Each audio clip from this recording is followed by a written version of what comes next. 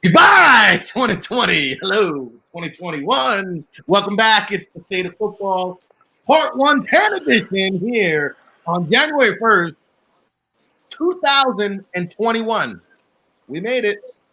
So we kicked 2020 to the curb. We welcome in 2021.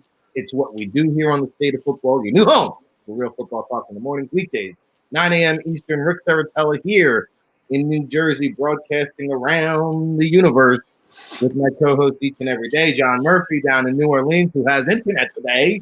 The start of a good new year, and of course, the VP of personnel of the Toronto Argonauts. I see them making all kinds of transactions there on the waiver wire. John, how are you today? Doing good. Good to be back.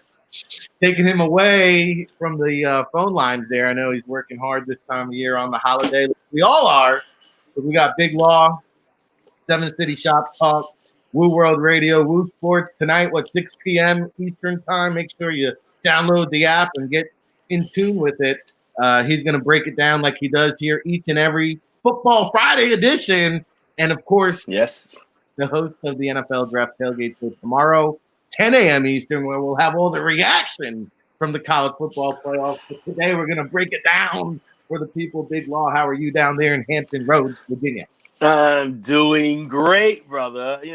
Like you said, got this 20. We've been racing to this day, the whole world. I said, let's just get 2020 out of the psyche. Let's just start this 2021 year. All right. So let the happiness flow. All right. So I'm ready for it. Everybody's ready for it. This is going to be a beautiful year for everybody.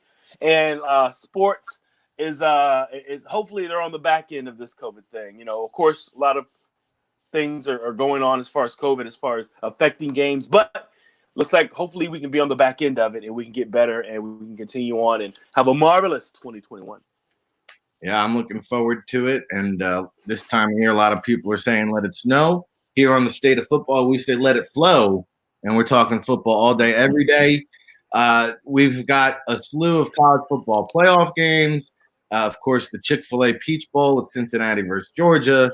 The Citrus Bowl, Auburn Northwestern, 14 NFL teams in action with NFL playoff implications on the line. We'll get to it all here in the next hour of power, but let's start off with yesterday's action.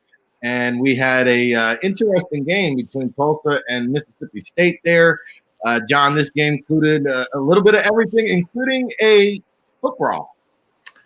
Yeah, and I get it at the end, and then I get the interview stuff, but I know this will not be a popular thing in Mississippi State land, but if you could have a coach who's got less of a grasp of things than the guy that you got, God bless.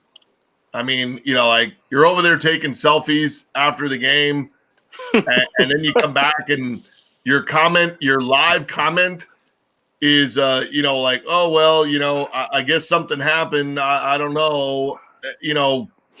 I either you have a really bad public relations department, or you just have a guy that's doing his own thing. And to me, when you look and judge the answer, post game from the Tulsa head coach, and you judge the response from the guy there. For me, stick him on the pirate ship and, send him on his way. I don't think that's how you want to run a program, or have somebody represent your program and come out and speak that way after what you could clearly see. That was the thing. That's a Dwayne Haskins thing. I mean, taking a selfie in the stands when you got something important going on the field. But I don't understand it, even if it wasn't going on. I don't understand it in what the culture and reality of what we're dealing with every day. Tell me or explain to me how you're asking these kids to monitor and control themselves, control their behavior, and not do that stuff. And your coach is in the stands taking selfies. Okay, so now what am I expecting these kids to do in terms of just regular interaction? Forget about the fight and all of that. You wouldn't want your kids going in the stands post game doing that right now with everything going on, but your head coach is out there doing it.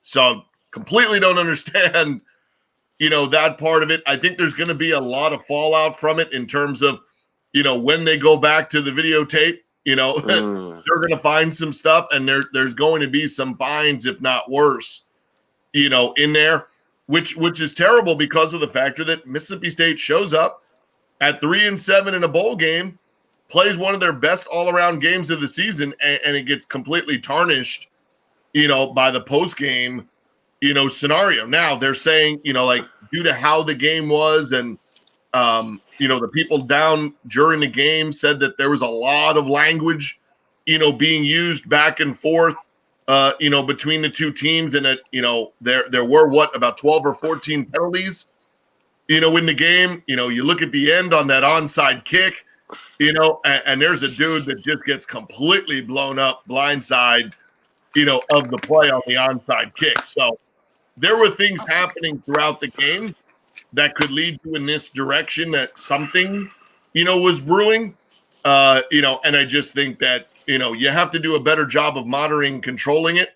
And if you didn't see it, then to me, just be honest and say, I'd have to wait and see before I can comment. Don't try to blow it over or act like, it probably wasn't that big a deal, because if you go and look at it, it's clearly as bad as that Boise State, Oregon a few years ago, or, it's as, it was not a good look, to end the bowl game, and not a good look, like I said, for a head coach to be in the stands taking selfies when we're talking about distancing and social distancing and not corresponding with people, that way. Like, you couldn't have done less to that side of things to satisfy what we're saying to these kids every day when you're doing that on your own. And how many of these kids would have liked to have gone and done that with a family member or a parent or, or anybody like that? So we're telling them not to do it, but yet the reason that the coach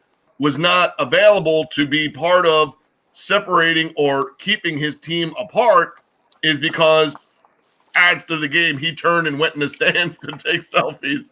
I'm kind of at a loss for words with it. But and what do we on the field? Will Rogers, excellent game, and such, but bad look for all involved. Yeah, and what are we really celebrating here? You went 4-7. Like what you beat Tulsa by 2 points. And you're up in the, and it's a bad look. John's right. I mean, if I was the athletic director, I'd probably fire my coach this morning. That's just me. But, what are you doing in the stands?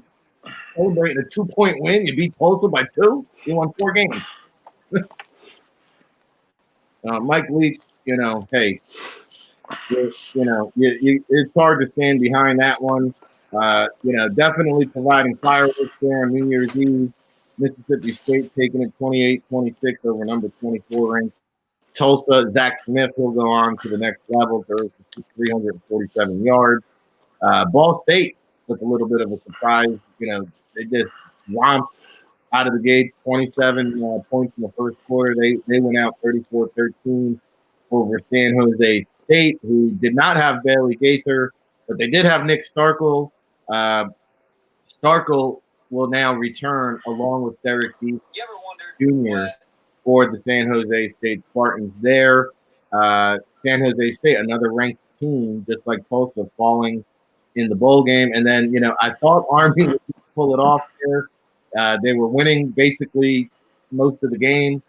And then West Virginia comes back there at the end and rallies from behind to take the AutoZone Liberty Bowl. So there was your day of action on New Year's Eve. Let's turn the page and talk about some of the games going on today on New Year's 2021. And we'll get to the college football playoffs. Of course, Notre Dame, Alabama, 4 o'clock, and then Ohio State and Clemson in prime time.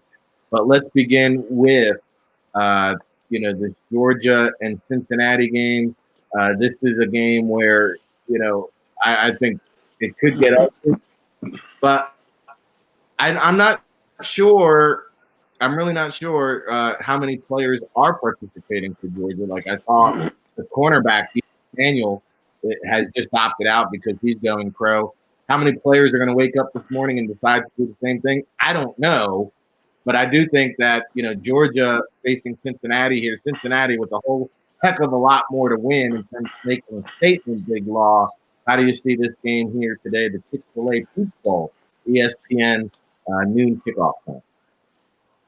Well, we will call the players that opt out. We call them DT specials now because David Turner just hates them when they opt out. So my term for them are DT specials. And with that being said, of course, the Peach Bowl is in Georgia, all right? And it's going to be at that beautiful Mercedes-Benz Dome, which is in Atlanta, all right, which is where close to Athens. So it's going to be a home game for all intents and purposes for the Georgia Bulldogs. But I got to say this. I'm feeling 2006 Fiesta Bowl-ish, all right? If you guys can remember the 2006 Fiesta Bowl-ish, when you had the Boise State Broncos against the Oklahoma Sooners. That's when the right? running back got down on proposed after the game. Was that he proposed to the Yes. The greatest finish in college football history. The hefty lefty? All right? Was it lefty season? Jared Lorenzen? Yes, exactly. Well, I can tell you like this. That game between Oklahoma and Boise State was an amazing game. The Statue of Liberty behind the back handoff for the touchdown to the running back. I can't even remember his name, but and then he proposed to his girlfriend right after. I'm getting those kind of visions from this game. I see 9-0. I see 7-2. Of course, Georgia being an SEC powerhouse, but Cincinnati has a lot to lose. I know that Georgia is going to be out some of their higher end players, but they do have JT Daniels, who has played the last 3 games. The offense has taken off, putting up over 400 yards a game. The kid's a stud. He's 9-1, has 9 touchdowns to 1 interception, and he's putting up numbers. I just feel like Cincinnati, this means more to Cincinnati right now. Georgia probably feels like they should be playing in the playoff right now.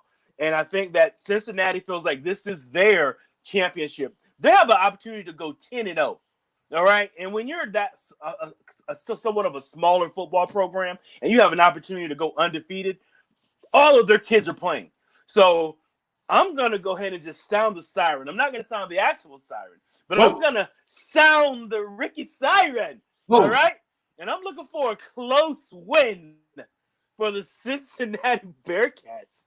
Midwest stand up. This is what it's about, man. I know it seems crazy right now, but I'm feeling 2006 Fiesta Bowl-ish about this. Taking us back to the archives, I see Jesse Frittich in the chat room. Who's that running back from Boise State? He did have a cup of coffee at NFL. It's like Ian something, I think. Not Ian Davis, was it? No. Man, the running back from he had a monster year, and then they did the Statue of Liberty with Jared Lorenzen, who I believe passed away, didn't he? The hefty lefty.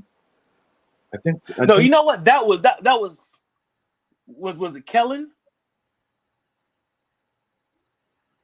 Oh, the OC. Kellen, the quarterback. Yeah, the OC for the Cowboys. Kellen Moore. No, that was Zabransky, wasn't it? I think Zabransky was the quarterback. Oh, yeah, we're gonna. I'll get the roster right now. 2006, the state of football here, early morning edition. I don't know, John. I think stand up Midwest. How about get beat down Midwest? Jared Zabransky. Is it Zabransky? Yep. I'm not giving Cincinnati. I'm not buying the Desmond Ridder hype, and I'm not giving Cincinnati a shot here, even though I like the backfield duo of Ridder and Dokes, and I like the Cincinnati safety. That's about all I like. Otherwise, second string, third string, whatever you want to say, string, I think Georgia has the depth here to just kind of dominate the line of scrimmage on both sides of the ball, beat these guys down early, beat them down often. But, who knows? It's a new year. Maybe there's some magic there in the carpet ride the Bearcats are having. And, I know Luke Fickell is a guy that is getting, looks at bigger programs. And this would be a big victory for him. Any shot for the Bearcats here, John? I mean, the 2 main guys that opted out are an offensive lineman and a corner, and it's not just any corner, it's Eric Stokes. But there's a chance Richard LeCount will play. They still have their D line, their front is still intact. And that's really where I think this game is made or broken for Cincinnati. It's all based off of their run game, run game with the quarterback, RPO. Yes, the vertical passing, like we mentioned, Desmond Ridder has gotten a lot better as a passer the second half of the season. But, Georgia's allowed 70 yards on the ground per game. That's really where this is going to be made or broken is how does Cincinnati's O-line and D-line play against, guys that are presumably better, at Georgia. Because if you can't pressure JT Daniels, it's not going to be good. And if you can't, if you can't help control at least the line of scrimmage to allow, Ridder to do his thing, this game will likely then get out of hand. I don't think it gets out of hand for Cincinnati, with everybody playing and how much, emphasis, they've put into this and where this club is at. I don't see it getting out of hand, but I do still think that, where Georgia has them is even minus, Ben Cleveland and even minus a corner. The other two guys that opted out are a linebacker and a tight end, and they're not Kyle. It's not like they're guys that are first-round picks, there that opted out. I still think that the way that their offense has played down the stretch would almost give you the idea this could be a precursor to what you see moving forward. So I think if Georgia plays well with JT Daniels there, this is a precursor of who's going to be the kind of the other contender next year, along with Alabama. And if Cincinnati takes it, I think you're then giving Cincinnati a shot next year that if you win this game and then you run the table next year, you might get a different answer to that question of would they finish in the top 4 if they double down and do it back-to-back years. And I expect Desmond Ridder, if he's smart, will return to Cincinnati after this game, unless you just go out and go for 500 and put a beat down on Georgia, and then maybe it's more to, in that direction. And I know we've mentioned him a number of times, during the year. James Wiggins has a really excellent chance here. Put a statement on your season because the offseason is going to do nothing but see him going this way, in terms of his draft grade because of how well he'll look in the drills and how well he'll test, at the combine. If you come out against a Georgia team, put up some numbers, make a big play or two that makes you stand out, I think he's a guy whose grade could ascend, off of this game. But I'm going Georgia closer than the 9. And even if not, I don't see a blowout, here because, like you said, the emotional investment that Cincinnati has in this game. The other interesting thing is you can't both wear red and you both can't wear black.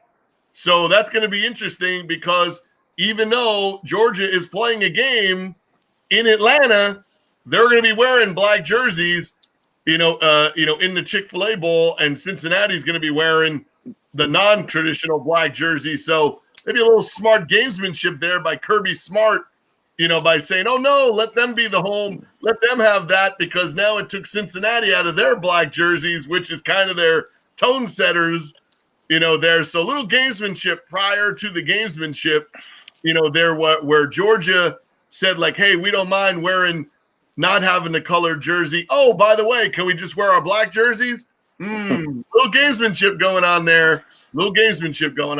We got you covered here on the state of football all the way down to the uniform edge. All right. That's what we do here. Breaking it down for the people. Big shout out to the NFL Draft Bible Familia, Jesse Frittich, Joe Everett, all the people in the chat room. We do it for you, the people here in the chat. So feel free to chime in, leave us a comment, wish us a happy new year. We appreciate all the love and support. I will say this. And we got 3 different opinions on this game. Big Law has Cincinnati. John has Georgia in a close one. I've got the Bulldogs in a rout. I think they're going to romp. And I'll tell you this. If Cincinnati does win, like Big Law says, I think Desmond Ridder should declare because his stock will be at an all-time high. Just ride that momentum, brother. Ride it right into the draft. But I got news for you. It's the other quarterback JT Daniels. I mean, you saw the Stanford kid declare yesterday. I think JT Daniels is a guy that could declare. He's played 3 games. He's got 9 touchdowns, 1 interception. One game he threw for 300. The other game he threw for 400. He comes out here today with another one of those kind of performances. I think JT Daniels might dip his toes into the draft pool. So I'm looking forward to this one. I think we're going to start off our Football Friday here with a bang here, noon Eastern. And when I say a bang, I mean a lot of points on the board for Georgia early, often. And I'm calling a romp here. The other one, Verbo Citrus Bowl, that's 1 p.m. ABC. So you can get the remote flip back and forth here as kind of a warm-up for the college football playoff later on. But, here's 2 teams, John, one in Northwestern that has stability as of today, and Fitzgerald, who is now getting NFL interest. But he'll be here for this game, whereas Auburn, Gus Malzahn's out the door. I don't even know who the interim is. Can Bo Nix, step up and rally the troops here? I don't know. Northwestern's favored by, I think, 4 here. But I'll tell you what, these SEC matchups, you saw it yesterday with Mississippi State losing record. Anytime I see an SEC in the bowl game, even though Northwestern's had a heck of a season, I'm giving Auburn a fighter's punch here. Yeah, I agree. I think, the one area that seems, would seemingly have a bit of a difference is how well Northwestern, has played defensively, and then how well Northwestern played defensively against what would easily be the best matchup, for Auburn on the season. If Auburn played Ohio State, we're pretty sure what we know the outcome of that game would be. And I'm not sure if I thought it would be as close, as the game that Northwestern played against them. Now, is it, that rivalry? Is it the 1 year, that Wildcats have going on here, that made them play them so well? But they did force turnovers, and if you force turnovers against Justin Fields, if you force those same turnovers against Bo Nix, it's an easier defense you're going against, than the one at Ohio State. It's kind of surprising, but you do mention it. I think the factor that, Auburn plays in the SEC, is definitely the reason why a number 14th ranked team, somehow is, basically 60%, of the country thinks that Auburn's going to beat a 14th ranked Northwestern team. So, again, that's kind of the, interesting scenario, of where you look. I mean, you look down the stretch, Auburn, you beat Mississippi State, you lost against A&M, you got crushed by Alabama. On the flip side, Northwestern, you have, 2 losses there, bad loss to Michigan State, bounce back against Illinois, and then the loss to Ohio State. Are these guys looking at what's going on with, with their coach? I guess if you knew from Northwestern's standpoint that he wasn't leaving, there may be nothing to, think that these guys are thinking about something else, right? I don't think the loss to Ohio State would make them show up to a bowl game and come out flat, whereas I think with Auburn, with nothing to lose and a coaching staff that probably not many of them stand a good chance of, being there after today, you probably have some emotion. You probably have some kids that are connected to these coaches knowing that this is going to be the one time, right? If you're in there today, you got to admit that one thing you can say before you go out, we're going to play together one time today, just one time. And you got a little something there, right? When it comes to Auburn, in these scenarios that you don't often have. And I think that they have enough firepower, to put up some points. And again, I think this is a very interesting matchup to see once again. How good is a middle-of-the-road SEC team versus a really good this year Big Ten team? And I think what we find out is Auburn's better than Northwestern. I'm actually agreeing with you, John. I think Auburn is gonna win this game because I love all the favorites in all the other games. They can't all come true. There's gonna be one upset today. I think it's Auburn. I think what you say there about rallying the troops, there is something to it. It starts with the quarterback. If Bo Nix buys in, they've got Tank Bigsby, your boy. Rick's 2021 dark horse Heisman Trophy candidate. I knew something was coming. But you got Seth Williams to throw the ball to. You got Tank Bigsby to hand the ball to. I don't know. I mean, who's it? Peyton Ramsey? I don't know if I'm putting my confidence. Say what you want about Bo Nix. I don't know if I'm going to ride with the Peyton Ramsey train here. Okay. And, Blake Gallagher, Patty Fisher, very, very good linebackers, very, very good college players, maybe even potential day 3 prospects. I don't know. I think Auburn here, too much ammunition. Big Law, quick prediction out of you. No, I think that this will prove to a lot of the Big Ten traditionalists who talk about we need to play them, let's all play. And then the SEC comes through and just romps them. I'm thinking it's the same thing.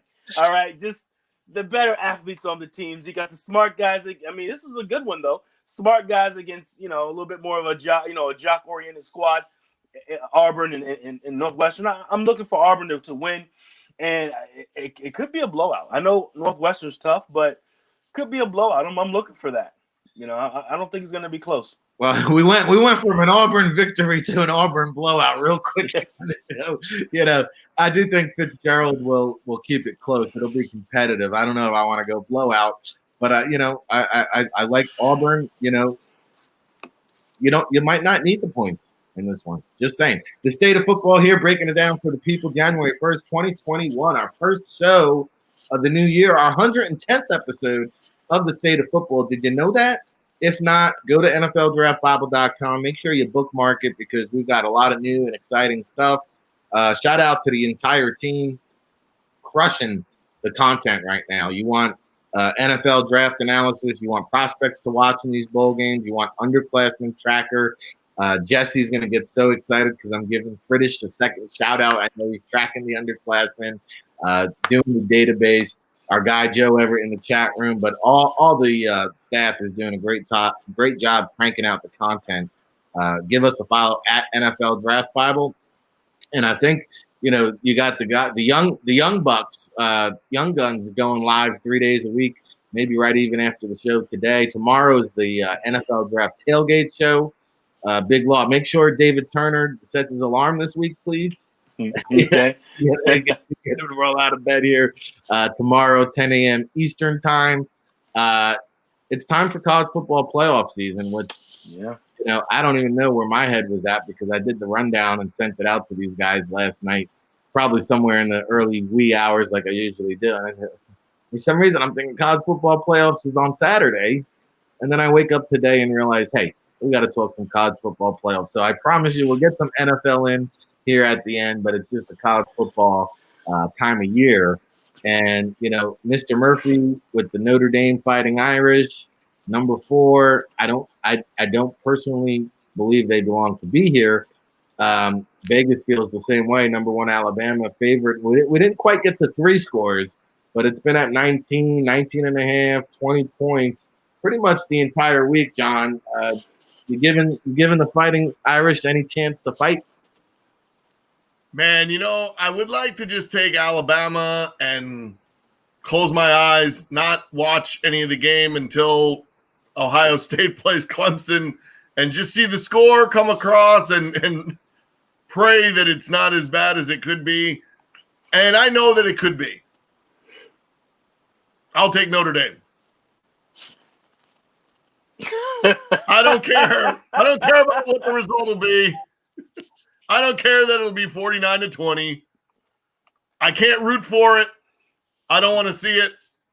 I don't think it's great. I don't think it's great. Like, it really would be better for college football for that to happen today because the amount of overwhelming, it would be, that would be the setup to then get you to what you would get, which would be something we haven't seen I guess we saw it with Georgia and Alabama, and you saw what that turned out to be. Right? You got the regular season, right? In the SEC championship.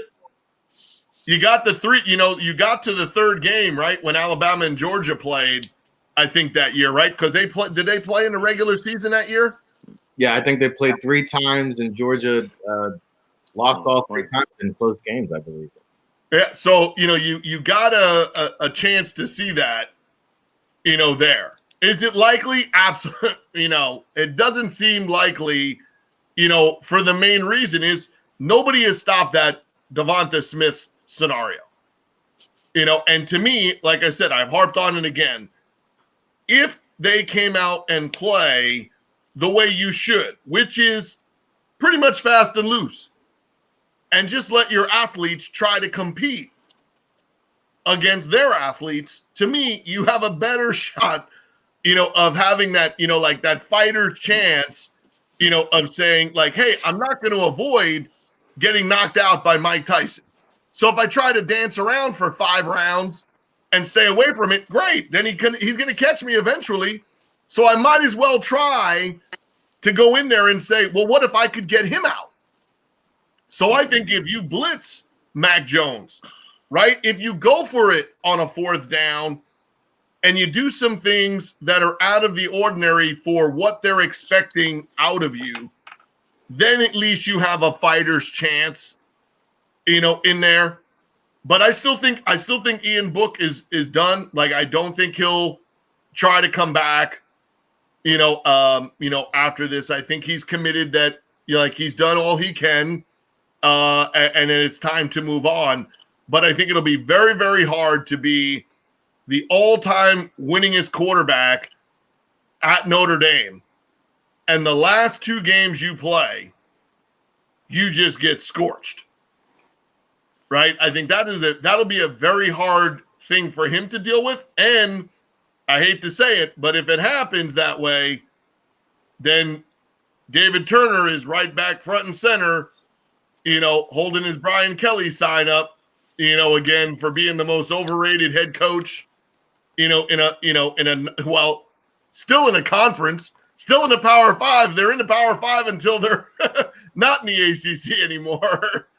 And stuff. So do we know where it's likely headed? Yes. Will I try to tap that sign right behind you one time and, and stuff, sure will, and you're surrounded by Brady Quinn and playing.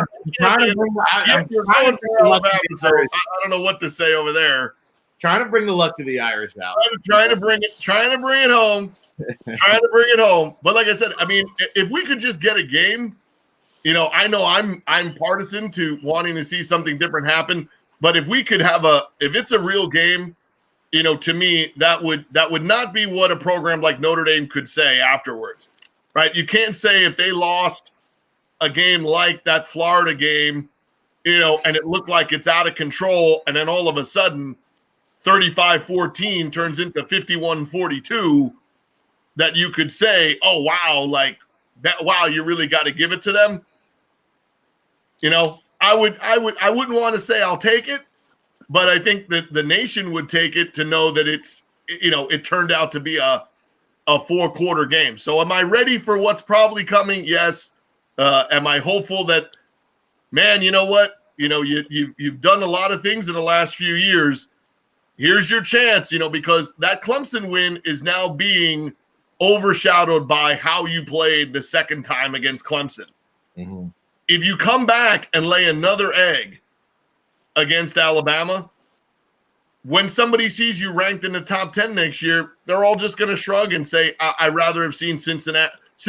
That's all anybody will say. If you're down 3 scores in the first half, well, Cincinnati could have done that. Oklahoma would have scored at least, and it would be better than that. Texas they played better defensively. Like they would have. You're just leaning yourself to tumbling, not just in the rankings, but in the thought process of, was this more manufactured, not because you didn't beat North Carolina and everybody on your schedule, but manufactured behind the scenes because the NCAA knows you put Notre Dame in a Final Four, you're making more money.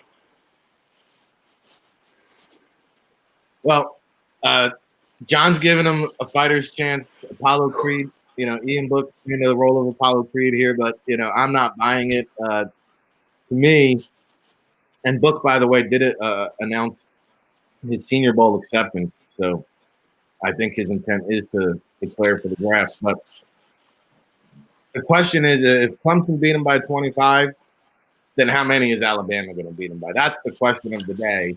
I'm going to go get an opinion here from Big Law. I'll give you a little tidbit. First time the Rose Bowl is not being played in the Rose Bowl. It's 1942 when the West Coast was still. They thought there was a threat of an attack from Pearl Harbor. So this game will actually be played in Arlington, Texas. Traditionally, they have the Rose Bowl under the sunset.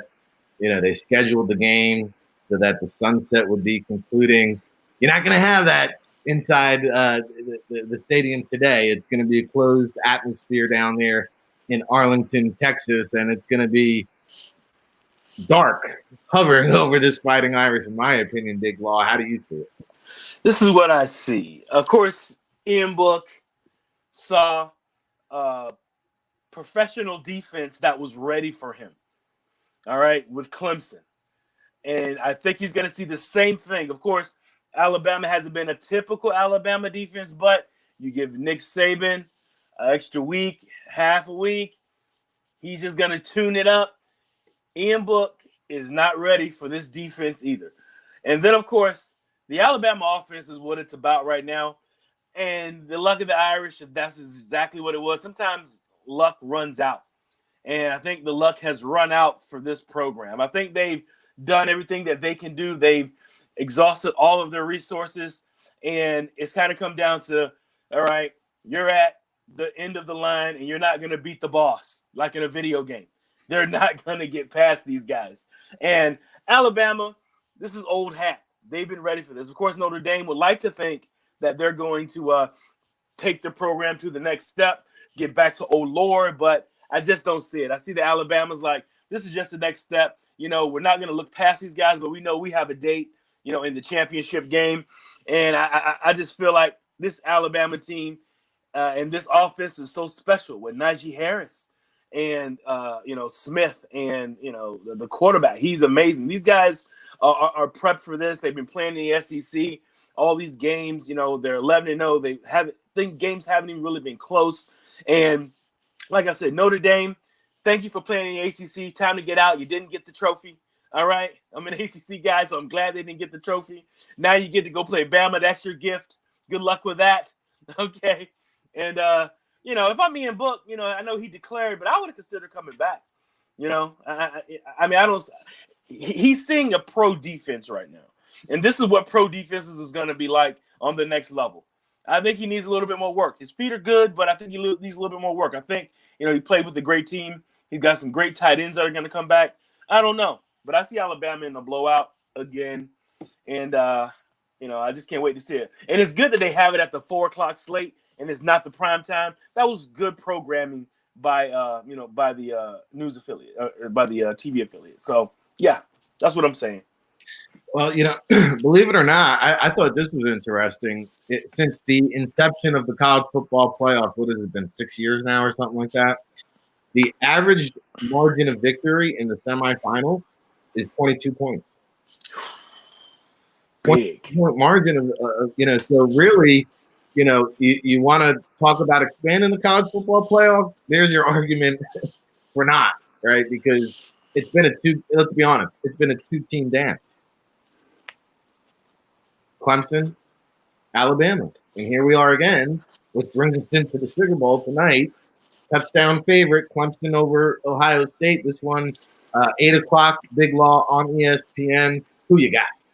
I got to have Clemson going ACC all the way with this. Now, this has a lot of stuff behind the scenes. Of course, Dabo Swinney, who has never held his tongue for anybody, has talked garbage. Typically, you don't have, especially at this level of college football, you don't have the coaches talking garbage to each other unless there's some real hatred, some behind the scenes things going on there. But Dabo Swinney has came out in the public and has said this over and over. Ohio State does not belong here.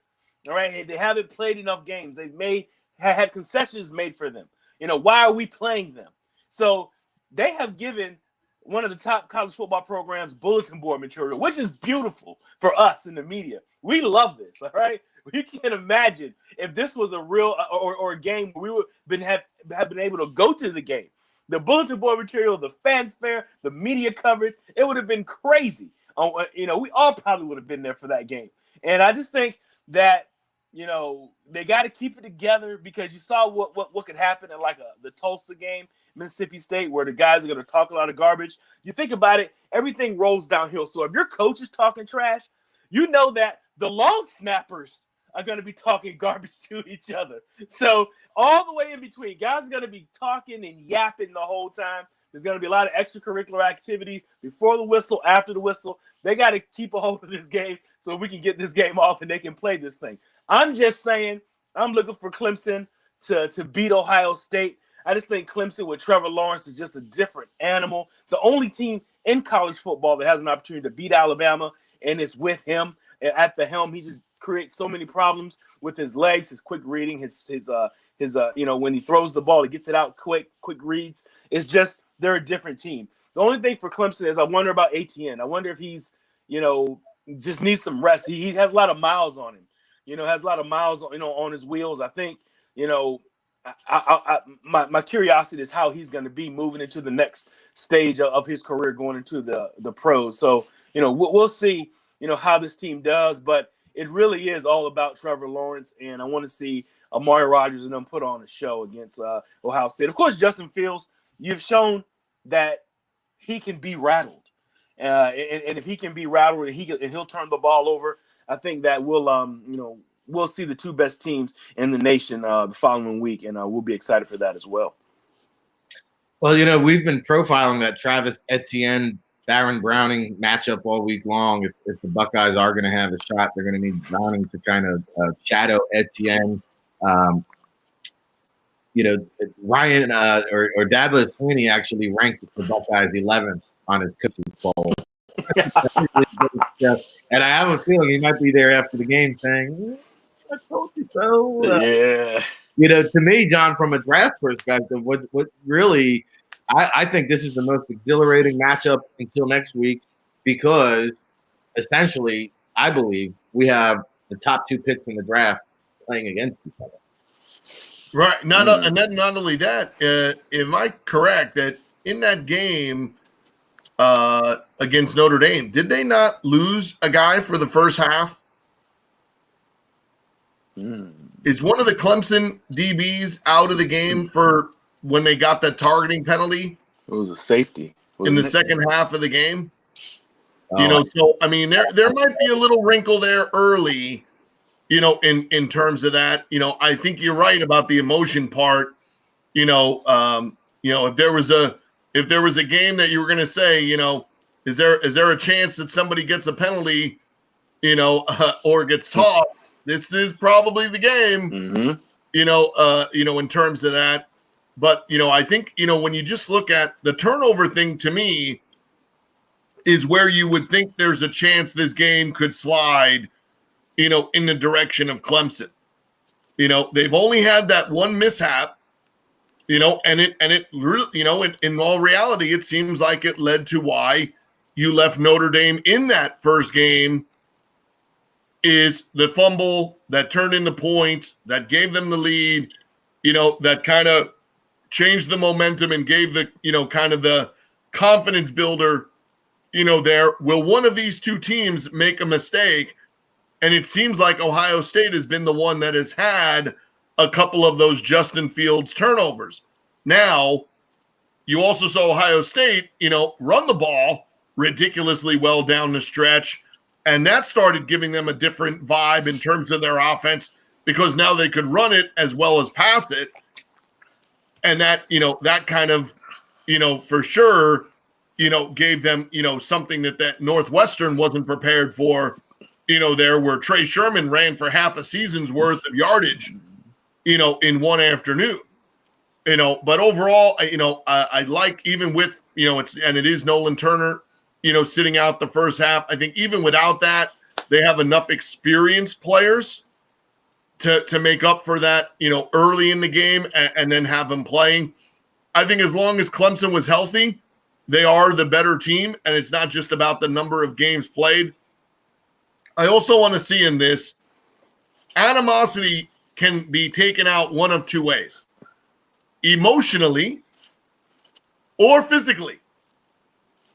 And if you are wanting to take it out on them physically, i.e., Alabama tried doing that against Florida, and Florida got back in the game because that game was 35-14. But Alabama wanted to prove a point against Florida. And when they tried it, it didn't always work, and it led to allowing Florida to get back in the game, because you would have played that second half up 35-14. You probably win 42 or 45-24. Like, it would have just played out, and that would have been the end of it. Alabama wanted to put the gas pedal on Florida because of the talking.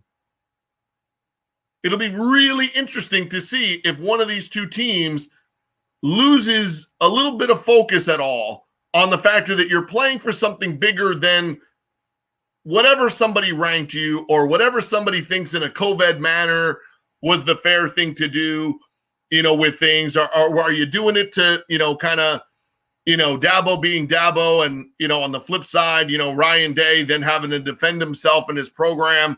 Is it a lot more smoke, or is there actually some fire there? Because if you try to come out and, prove, like, who's the better team, like, just win the game and let's get out of this, and we can play a week one matchup, 1 year in Atlanta, and try to see, something, prove something else. But I think that's the one kind of thing here is, once you start all that talking, it can lead to emotional response. It can lead to physical response. The physical responses get you penalties. The emotional responses get you trying to lay down the hammer when you're up 35-14.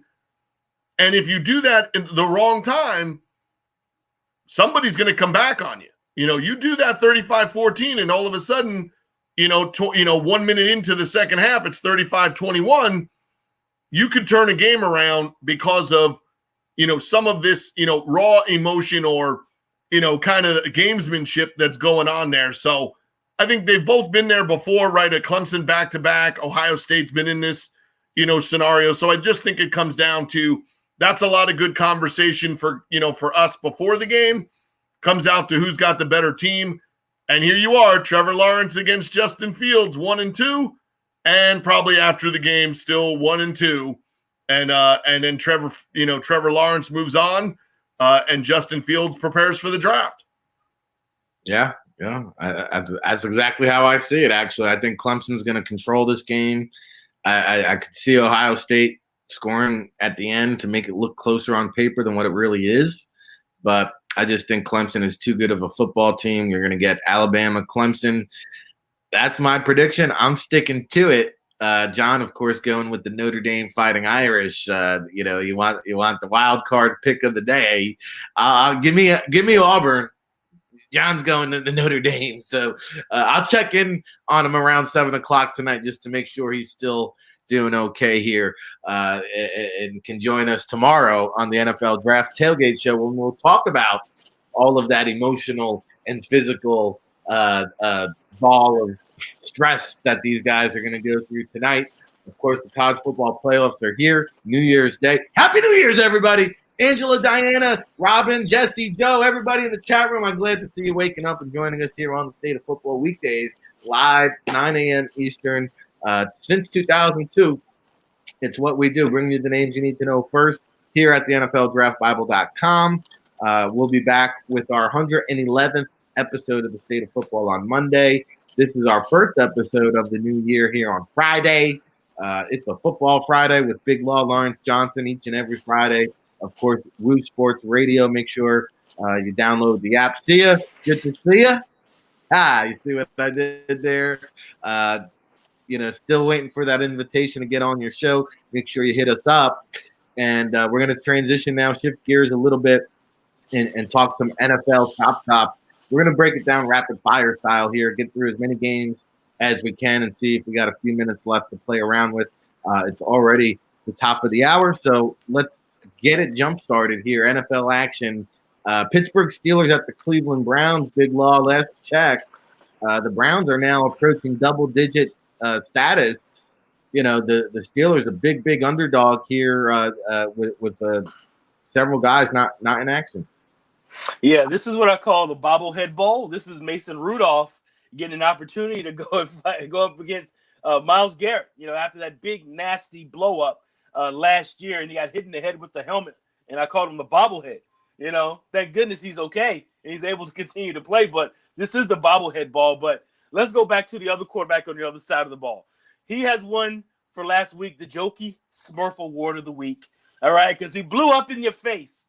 3 against the Jets, no less. 3 turnovers, 3 fumbles, and the team just blew it. And they had an opportunity to sew up, and get rid of almost 20 years. Since 2002, this team hasn't been in the playoffs.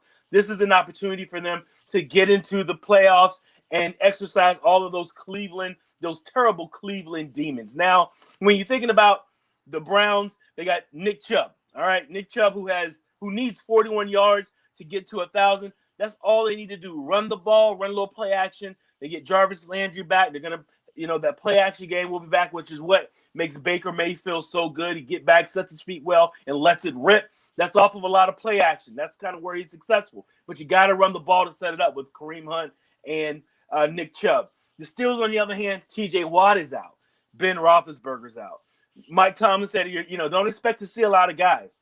They have sewed up the AFC North. They're not necessarily playing for anything else than just getting to the next week, getting into the playoffs or getting into the tournament, as Bill Parcells would say, and getting ready to see if they can get past this. They came in with 11-0. They lost 3 games in a row, which is almost like they were fool's gold. Can they reset themselves, and can they take this week off, so to speak, let some players play, not the important ones, let some of these guys play, and then get into next week and see how much better they can play with your rested stars for the tournament. So I'm just looking for the Browns to win by 7 at least. This is their time. This is their opportunity to exercise the demons, and let's just see how it goes. Yeah, listen, I tend to agree with you. I'll never pick a team to win an NFL game that has Mason Rudolph starting for them. But, I hate this move by the Steelers because, now you were 11-0. Now you finish 12-4, and you basically go into the playoffs as a dead man walk. Now you've got to kind of hit the restart button and oh, by the way, you just might get the hungry, starving Ravens, the division rival, first round of the playoffs. The Steelers, I think they're going to be one and done. I think they lose this game.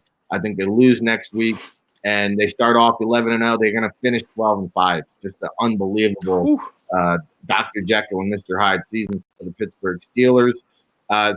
Almost along the lines of the Chicago Bears. I had this team down and counted out, John. Now here they are, week 17, fighting, clawing, scrapping, black and blue division here. I think the Packers still have a shot at home field advantage, so it might mean a little something for them, but they go into Chicago. We talked about Pat Fitzgerald could be rumored for the NFL job. He's looking at the Chicago Bears game because Matt Nagy there, he could be on the hot seat. He could be out, but he's trying to fight and keep his job. If they win, they're in. How do you see it? Yeah, and a lot on the line here because we mentioned it earlier in the week. The Bears winning at home over the Packers, who are winning the division, with Aaron Rodgers in a season that he is probably the favorite or co-favorite to win an MVP. And if down the stretch you average 30-plus points, and when you come back into the lineup for Nick Foles, you win enough to get into the playoffs at home, not only would this mean the Bears make the playoffs, it would probably mean you get Matt Nagy and Mitch Trubisky for at least another year or two. So if Trubisky wins this game, there's a lot riding on this, for him, kind of here's your chance again, to show that what is it that's happened here down the stretch that all of a sudden, David Montgomery, is the second most productive back in the league, down the stretch. He's putting up numbers that are only behind guys like Derrick Henry and Alvin Kamara in terms of yards and touchdowns, and all of a sudden Jimmy Graham, is reignited, and you've gotten Allen Robinson, the ball a lot more and a lot more proficiently than you were earlier in the season. That all being said, you now have to deal with defensively Aaron Rodgers, even without Bakhtiari at left tackle. Now, you could go Edgerton Jenkins out there or Billy Turner. Jenkins, the better athlete, Turner, the more experienced NFL tackle. Either way, that is opening up a little bit of a pass rush opportunity, for the Bears.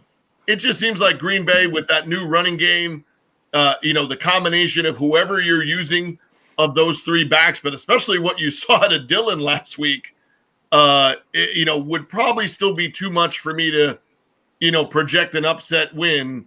And this might be one of those moments that as an organization, you might be rooting to win on Sunday, but weeks and months and years from now, the Bears might look back at this loss and say, we might have escaped. Thank God. Yeah, we might have escaped here, by not doing that. Because unless you think this offense is real, and hey, if they show up and drop 30 plus and beat the Packers, well, then you might have to start buying into the idea of, what this would look like next week, because they got the Bears win. You could have Bears Bucks, as a matchup next week, and then the Bears defense matched up against that Tampa O-line. We've said that could be the one thing that grabs Tampa, in the postseason. If it's going to be a downfall for the Bucks, it's going to be somebody's pass rush or the Bucks secondary that lets them down. A Bucks-Bears matchup would give them both of those two things, and we saw what happened earlier this season, in that matchup. So, I don't think that's going to happen. I do think that the NFC West game is going to decide the playoffs there, who gets in, who doesn't.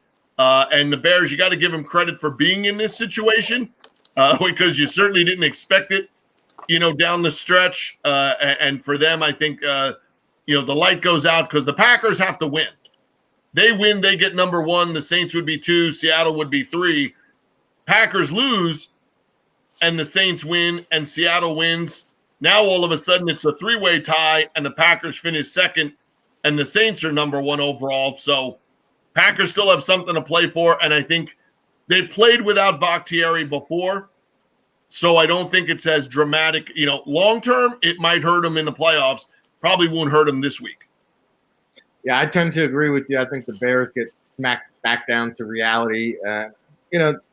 Don't underestimate this. This hardware means something to Aaron Rodgers and his legacy. This MVP, I think it means something. So, however, I think you mentioned it. A.J. Dillon is the X factor here. This game is going to be cold up there in Chicago. I think A.J. Dillon is the late season X factor that could really carry this team. This team could rally around A.J. Dillon. And man, oh man, what a combination that would be with Aaron Jones and these Packers. They're looking good right at the right time here. I've got the Pack to, take the sack.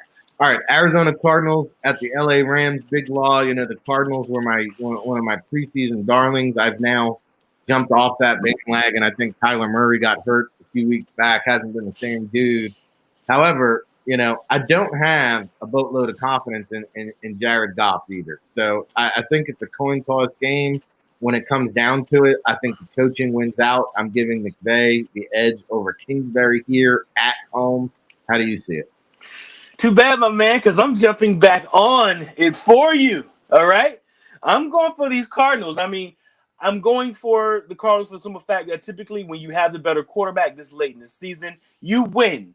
But think about it. The Rams are not going to have Goff they're going to have John Walford, who actually looks like he's a baller. He has some moxie. He's a smaller quarterback. He's about 6'1", like 200 some odd pounds, but he looks like he's a gamer. Has good feet. He can move around. He can create different throwing lanes. I'm looking forward to seeing him play, but you got no Gofford, no Cam Akers, no Cooper Kupp, all right? No Darrell Henderson. Also, you're missing Michael Brockers. And now you will have Aaron Donald, who leads defensive tackles and sacks with 13 and a half.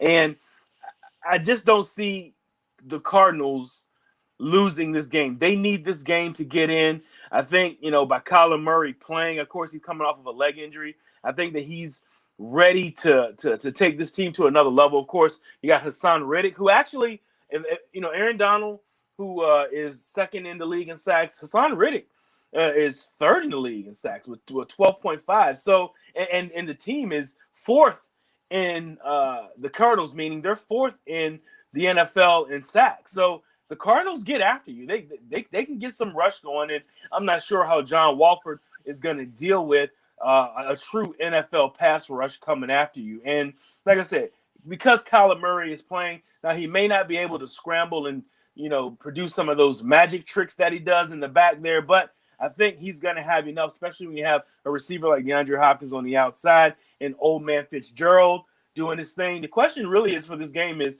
number one, can the Arizona Cardinals get in with the win? And also, will Larry Fitzgerald be back? Is this his last game? Will we see a Hall of Famer, go off into the distance with into the sunset with a loss? And that's something that I'll be paying attention to as well. 425 game on Sunday, guys. Check it out. Looking forward to it. Yeah, 17 consecutive seasons of 50 catches or more, that Larry Fitzgerald. And, John Wolford, I know he was in the Alliance League. Was he in the XFL too, floating around there? But, hey, if John gives me a shot, he didn't even give me a chance to make up any games last week. I think he put his picks in at 12:58, so I couldn't gain any ground. But if John gives me a shot, listening to Big Law talk, maybe I will go Cardinals. I'll see what Johnny does in the morning with his NFL picking standings, trying to fight and claw my way back into that. Just like the Giants, the G-Men have fought and clawed their way back into this NFC least race, John, with the Dallas Cowboys coming to town. However, Jason Garrett, is he going to be back with the COVID? I don't know if he's going to get a chance to reunite with his Dallas camaraderie. Yeah, and you see that they're playing Daniel Jones, and it makes you kind of wonder here, is it the combination of the factor of knowing like this is our guy, he's under contract, he's going to be our guy, are we trying to do something here to manufacture something that may not really be the reality of the situation, right? You win, Washington loses, you made the playoffs with Daniel Jones, right? You can kind of pretend like, see, I told you, I told you he's a, no, he's not healthy. You've told everybody he's not healthy by saying, well, we've got to change some things up, how to do some different things. I won't be surprised if we see both Giant quarterbacks here. And I think that even though it hasn't worked the whole rest of the year until recently, Jerry Jones looks really smart at the finish line for having $1 million veteran backup quarterback, right? Like for having invested what he invested in probably the highest paid backup quarterback in the league. Because here we are, final week. The Eagles are out. Sorry, Samantha. I said it out loud. The Redskins are playing, and their first-round pick is not even on the roster anymore. And Alex Smith is rehabbing, hoping to get in there. The Giants are playing with an injured first-round quarterback or Colt McCoy. And here come the Cowboys with Andy Dalton, who basically out of that group looks like Joe Montana. I mean, for the, look at who's playing quarterback for those other teams. So I think this is when you look at the Giants, they can match up against the run. They cannot match up against those three receivers. And you started to see last week, Zeke Elliott has learned how to run the ball with this horrendous offensive line, which is I'm going to have to bounce off the first guy and then make contact. He's not expecting open lanes anymore like he was with their original offensive line. So in this variable, he's okay with taking contact, making a move in the hole, and then trying to get yardage north-south after that. I think the pressure you saw Dallas put on last week is concerning if you're the Giants. So the two things I don't think the Giants do well, they don't handle pressure. Daniel Jones is not 100. And you saw even in that first matchup when Dalton came in for Prescott was on his way to throwing for 400 plus against the Giants in that game. Dalton went for like 102 touchdowns to win it. I see more of the same. Doesn't mean that they're going to win the division, but I think the Cowboys are outscoring the Giants on Sunday. Yeah, it looks that way. I just checked Andy Dalton down the stretch here. I mean, he's got 13 touchdowns, 3 interceptions in his past 5 games. He's been playing pretty solid, and that's more than I can say for the Giants quarterback situation. So I tend to agree. I think, at the end of the day, all these teams are fugazi, including the Washington Redskins at Philadelphia Eagles, the primetime matchup where, whoever wins that game, we'll be keeping a close eye on seeing if the Redskins win or lose. And I'll tell you what, they might have their hands full trying to stop this Jalen Hurts here, Big Law.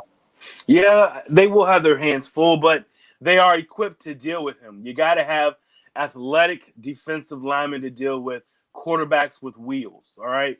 Sometimes the defensive ends are going to have to play the mesh point, which means you're going to have to pretty much cover the running back and the quarterback. You're going to have to attack the mesh point, but you got to have defensive ends who can redirect and go both ways. That's really the only way to stop these athletic quarterbacks who use this zone read scheme. And also up front, you got to have big guys up the middle, athletic guys who can attack the 3 and also attack through the 1. Whenever you're going against the double team, you got to have your 3 technique disruption. So when you have that kind of a athletic defensive lineman, you can deal with athletic quarterbacks, but those guys got to be on point, and they also have to stay in their lanes. They cannot create extra lanes for him to run through and to escape. Keep the pocket together and continue to push him and push the pocket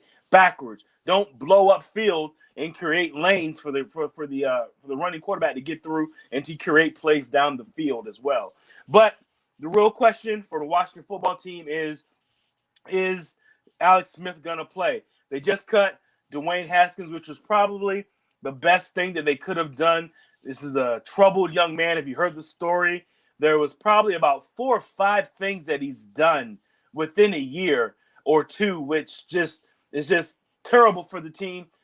Good for Ron Rivera to get him out of there to continue to change the culture, and also keep this in memory.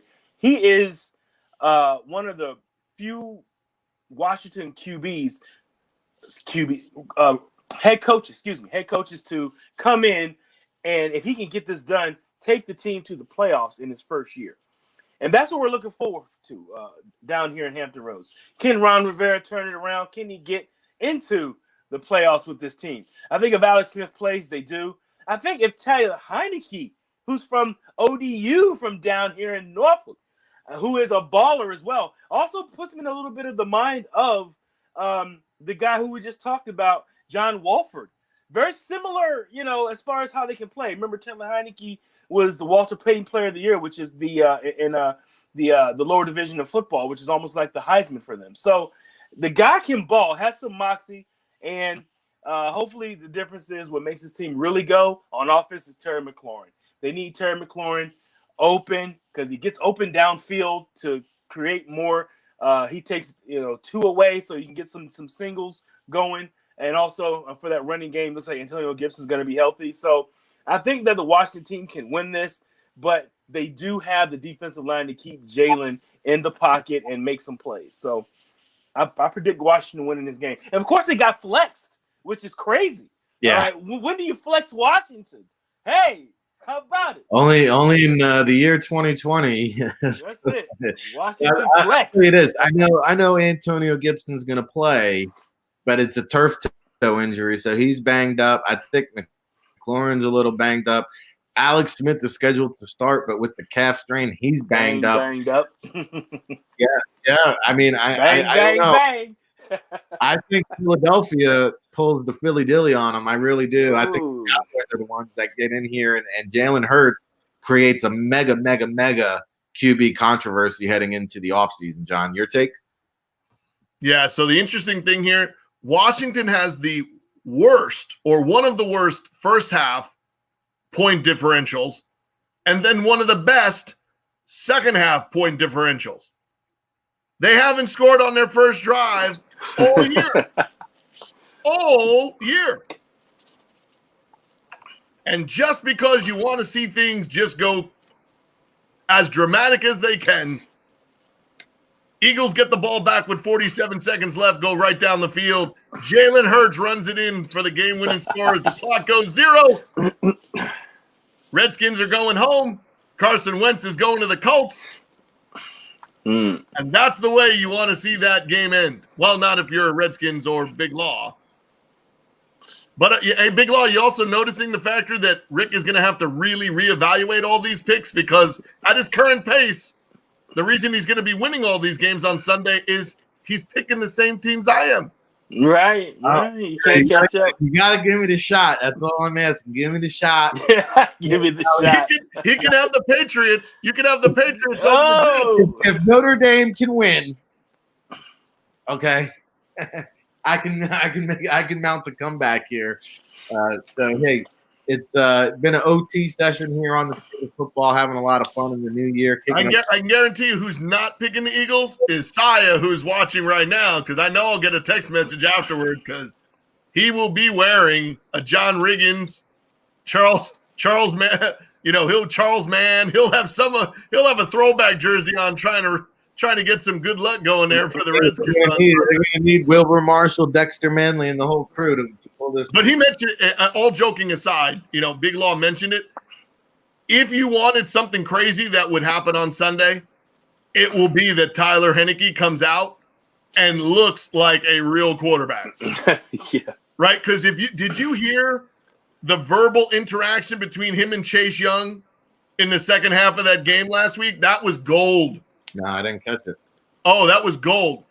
First time he makes a play, Chase Young is on the sideline chattering, you know, out to the field, you know, to him like, you know, hey, man, you know, like, way to go. Like, where's this coming from? Then he makes another one, and he's talking to the defensive players like, who the hell is this kid? You know, whatever. After the first touchdown, he runs out on the field as the first-round pick, probably highest-paid player on the team, to the guy that just joined the team 2 weeks ago. And he's like, hey, man, you know, like, awesome job. And he said, Heineke came up to him and goes, yo, dude, that's all I do. And Chase Young ran back to the whole sideline. Loves him. I love that dude. story to everybody he could grab. He was like, who is this kid? He's out there on the field telling me, hey, dude, that's what I do, man. You know? Yeah. Well, you know, if you follow that story, Taylor Heineke was actually signed as the QQB, quarantine quarterback. All right. Yep. And Montez was the third. Haskins was second. Actually, Kyle Allen and then Alex Smith. So that was the hierarchy of the quarterback room. But he was signed as the QQB, quarantine QB, and he was off campus, away from everybody, in case you had a Denver situation where everybody in the quarterback room is infected. You could just pull and plug in Taylor Heineke, who hasn't been exposed to anything. So yeah, right, because if you like it, go back and watch. Ron Rivera knew this, because if you watch him in some of those preseason games, go watch him in that game he got to play for Carolina. He has a lot of that Johnny football. Just, Moxie, you know, like, I don't know the playbook. I haven't been here. Doesn't matter. Guys, line up. I got this. Right? He's got a lot of that gunslinger mentality to him, you know, that this is not, you know, a stage that he isn't prepared for, because, like, in one way, he isn't prepared for it, but in another way, he's been preparing for it his whole life. Yeah. right? Like there'll be there if he wins this game, and we're playing a wild card weekend, you'll hear about the game in high school, right? Or you'll hear about that whatever crazy 700-yard game, Exactly. and 14 touchdown game he had against somebody at Old Dominion, right? He threw like 10 touchdowns in a game for Old Dominion. Mm-hmm. That's right. Right? We'll hear about one of those stories. Wasn't he one of those trick shot quarterbacks too? Didn't he have one of those videos when he came out for the draft? I think he was throwing it in the dumpster. There's any possibility because he has that. Yeah. The media will find it. I could tell you jokingly that prior to working out to go be the quarantine quarterback for the Redskins, I could give you a pretty good idea of who else was talking to his agent about him playing quarterback. Yeah. Always on the fucking. Hey, I'll tell you what, Taylor Heineke sounds like he's got a seat reserved for him on the State of Football panel. It's what we do. It's like, hey, talking football, chopping it up here each and every weekday, 9 a.m. Eastern, your new home for real football talk in the mornings. You won't get this on the NFL Network or ESPN or CS or NBC. Nope, only on NFLDraftBible.com. We are breaking it down.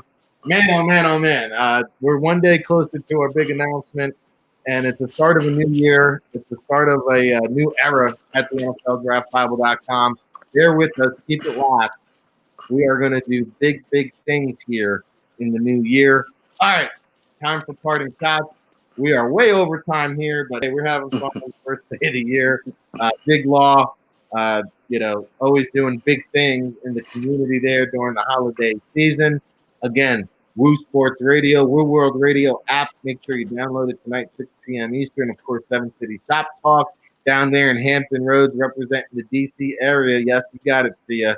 He is Big Law, and he is going to unleash a parting shot for the new year here on this Football Friday. Big Law, what do you got for the people?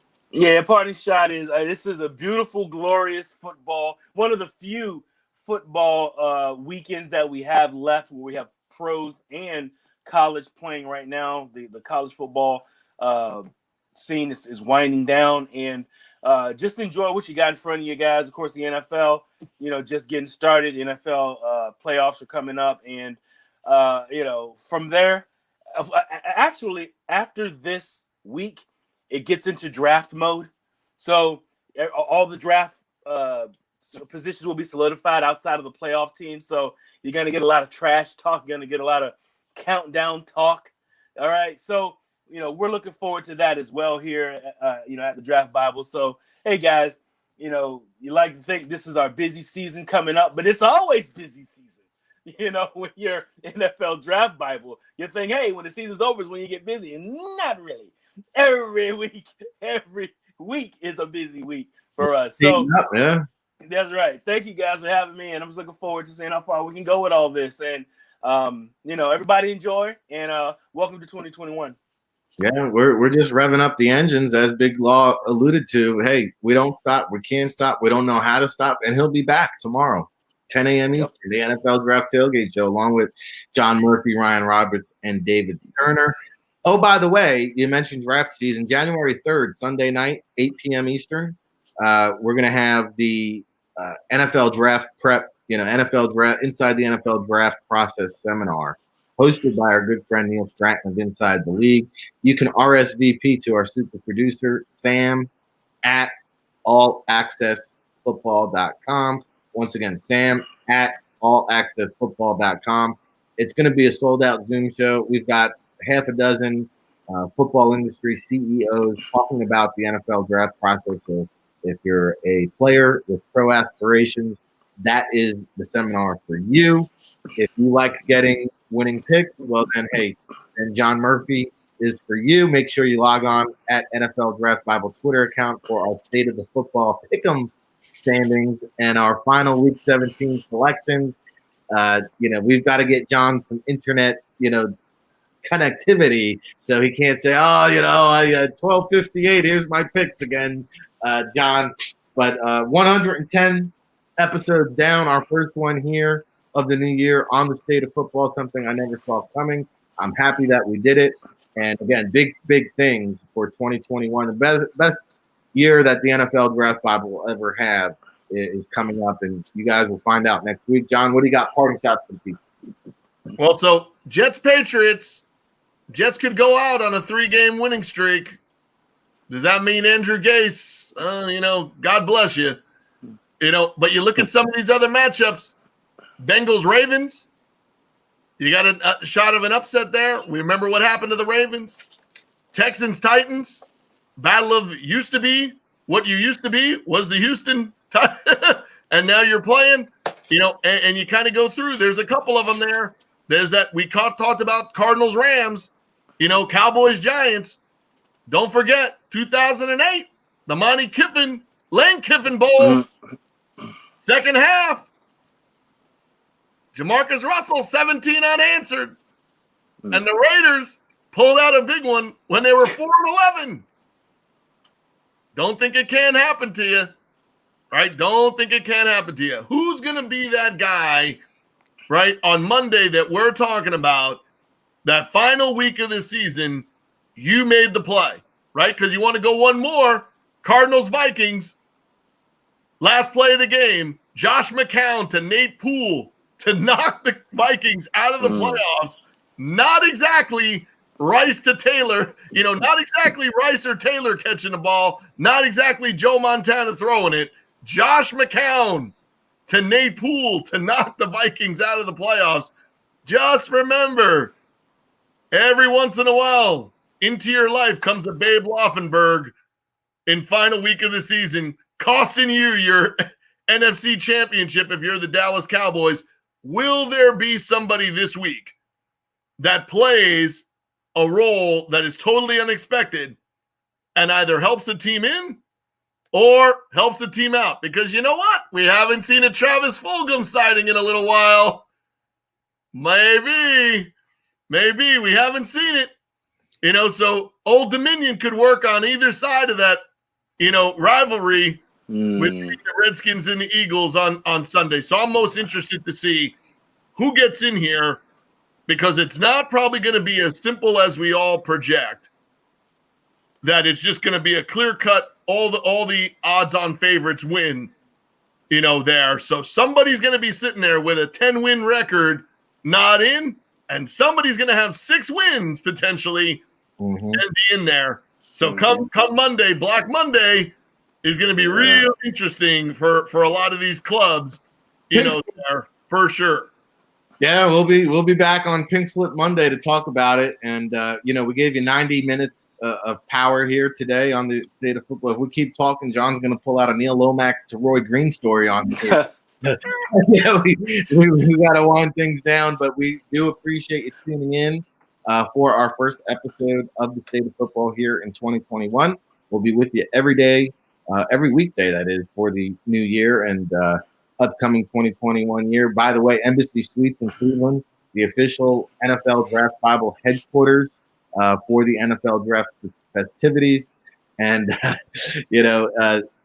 what I'm going to tell you here is stay tuned. We've got big news, big announcement. In the meantime, enjoy your football Friday. Enjoy your football weekend.